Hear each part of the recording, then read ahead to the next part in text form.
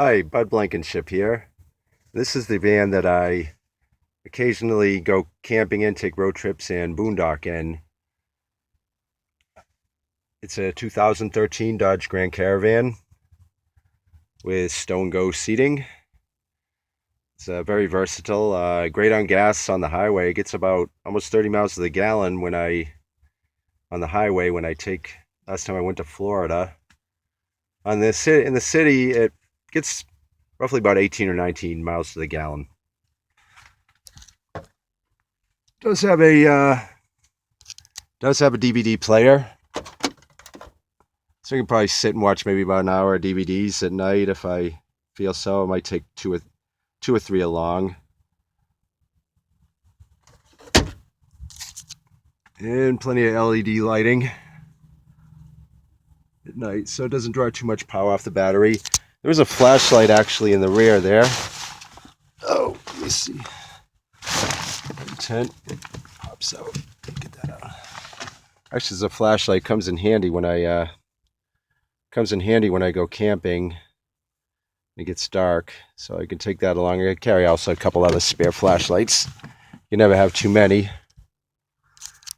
Carry a tent there in case I decide to pitch a tent, or if I have to park away from. If it's tent camping and I have to park away from where the tent sites are, it will come in handy. Most of the time, I'll just set the van up when I'm at either tent site or a small RV site. Sometimes it does have power, so I do have a cord to hook up. Usually hook up to a 15 amp outlet, and it is outdoor rated. You look for the code. You can see the codes printed on there. Probably won't come out on the camera. I'll show you that. Actually, look for the codes. They actually have them printed in. And if you see a W, it is outdoor rated. You can actually check on, like, Home Depot websites also has what all the codes mean on, and also whether it's a light duty, heavy duty, or medium duty rating. And this one is a light duty. I don't require a lot of power. Here, this is how I make my coffee or cook. I use a BioLite stove. I can use it at rest areas or campsites. And it is thermoelectric energy. Actually, that goes in there. I'll do a separate video where I'm actually operating this. And also, if you get a big fire going, you can actually charge electronic devices with it. There is a USB on it. And I basically bring a shoebox of sticks along and a couple of fire starters, or you can make your homemade fire starter. I have a cooler. Here's a container I can use for several different things. I could put maybe fruits or vegetables in there, or maybe an open bag so the ice doesn't get everything all wet. Keep a lot of kitchen matches on hand. I also have my Gilligan's Island radio. If I'm basically out boondocking too long and I don't really need to, and if I need to conserve my energy, a radio to listen to, or if I'm out of cell phone range for 3G, 4G, or even any kind of range, I have that as a spare.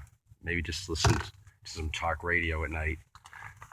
So I have a Goal Zero solar charger.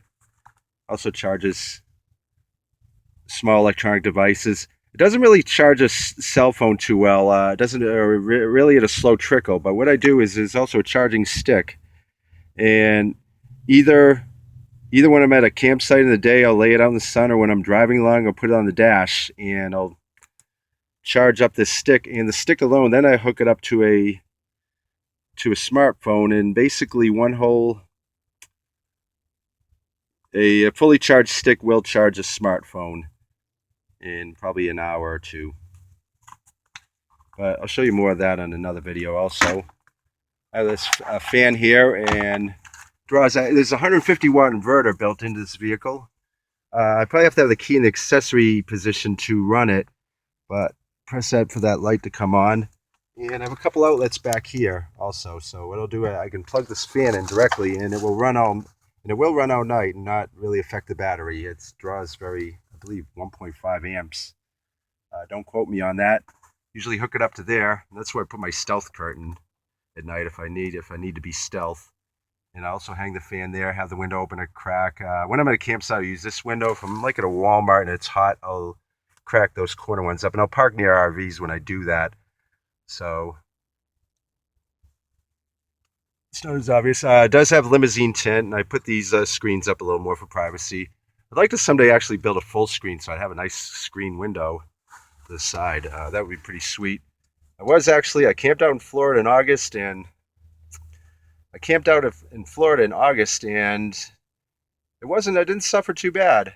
When I had this fan, I also kept away the mosquitoes. So you have that wind flowing through, the breeze flowing through the fan. Actually, it keeps the mosquitoes away. So that wasn't too bad.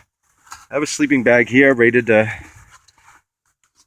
about 20 above. I've slept in it about 28 in a tent. Actually, 28 degrees was probably the coldest I slept in, and it did the job. Sleeping on a mat. It is still a little lumpy, even with the stone go and the hooks. It's still a little bit lumpy. My next purchase is going to be a cot. Probably either go to Walmart or what is that? Academy Sports. They have a pretty decent one. It's probably about 50 or 60 bucks. I don't like to purchase too much at one time. Maybe each trip I try to buy one little comfort item. I don't like to do everything at once. Just I don't recommend for anybody else to do that too, in case it's not for you, and it depends on how often you do it too. And you want to make it still economical, so you maybe buy yourself one thing at a time, just to enhance your experience. So that's what I'll do. So my next purchase is probably going to be a cot. It was either a choice of that or a camping chair, and I think I can go without a camping chair for another trip. I'll be taking a trip probably in a couple of weeks.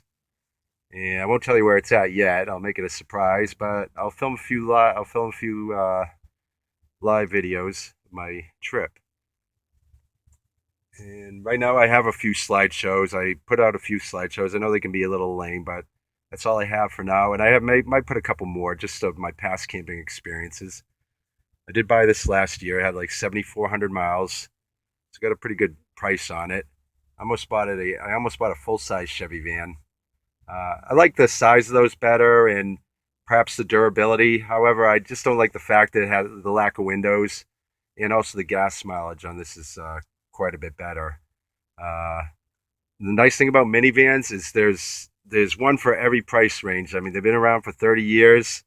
They're all over the place. Parts are easy to find, and like I say, there's one for every budget. Well, that's it for now. Comment, rate, subscribe. I'll probably start doing a few more vlogs. I know my channel's mixed between classic film clips and also van camping. So I'll try to do a little more on the van camping for those that are interested. And if you have any suggestions or something that you want to see, let me know. And I'll see you guys in a bit. Bye.